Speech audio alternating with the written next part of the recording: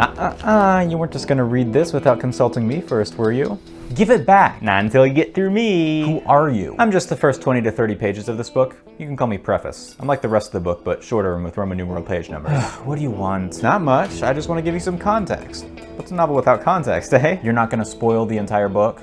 Me? Now, why would I do such a thing? Because your kind often does. You know, that's very prejudiced of you. What, you get spoiled once or twice by a preface and suddenly you think we're all bad apples? Normally, I wait until after finishing the book to read you guys.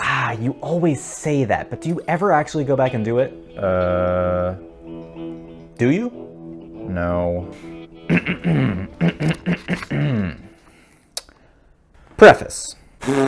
Of all Samuel Ferdinand Levitt's works, his groundbreaking first novel, It Has Been Said, remains not only one of his most popular and most accessible, but also far and away one of his best. Compared to his later, more experimental work, best embodied by his unpronounceable, unnamed alternative universe novel, but hinted at in the formless narratorial style of his 1946 Opus Gehenna, It Has Been Said reads deceptively like a straightforward revenge narrative, and upon its release, less observant critics took at face value its unornamented prose and simple narrative. Sorry, can I stop you right there? This is exactly why I don't like reading you things. Excuse me, have I spoiled anything so far? No, but you're already telling me how I should react to the book before I've even started reading it. I don't want to know what critics thought of it when it first came out or how I should react to the prose. I already know it's a classic book. I just want to read it myself. You know, it's very ungrateful. The translator put a lot of work into me. Can you just skip the irrelevant sections?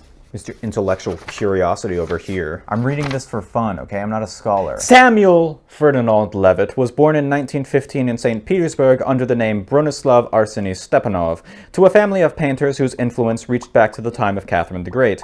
Stepanov's childhood love for toy trains undoubtedly went on to influence many of his greatest works, including his 1951 poem Ode to a Steam Engine, which... Yeah. Okay, so he liked toy trains as a kid. Do I really need to know that? Come on, let's skip to the next section. Very well.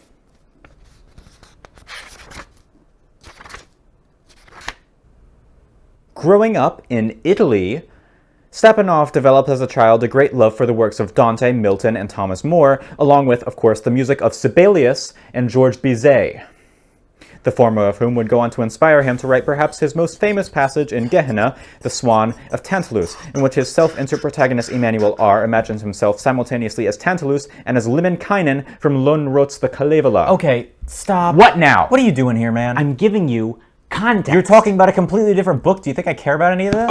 Oh, I'm sorry. Are my anecdotes just a little bit too scholarly for your smooth-brained preferences? Maybe if you wanted to just read the book instead of learning about it, you could have picked the abridged, crybaby poo-poo diaper version with all sorts of colorful illustrations instead of this nice scholarly edition with all this supplemental material here to help you learn something. This is just the edition they had at the library. Fine. You don't want the biographical segment? We'll skip ahead.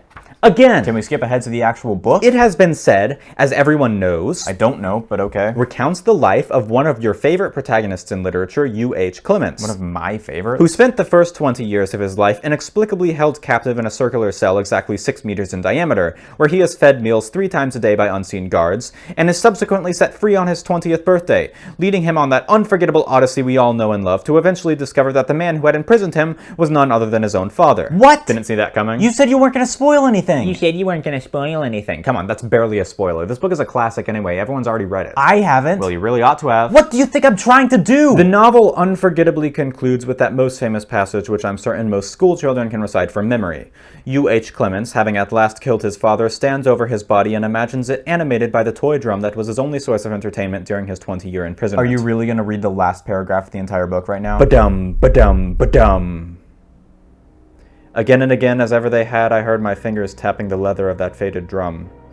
The monster's heartbeats had already faded, their vitality forming a crimson pool around their source, but my phantom drum seemed to send rhythmic circles radiating outwards along the surface of the blood.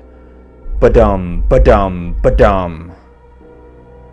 The oscillations vibrated my skin, and I reflected that it has been said of madmen that we long only for the same things as other men, but are called mad because we are barred from easy ways of obtaining them, and my fingers flinched at the thought and retreated into fists, but the drumming continued, because the drum was not there, as never it had been.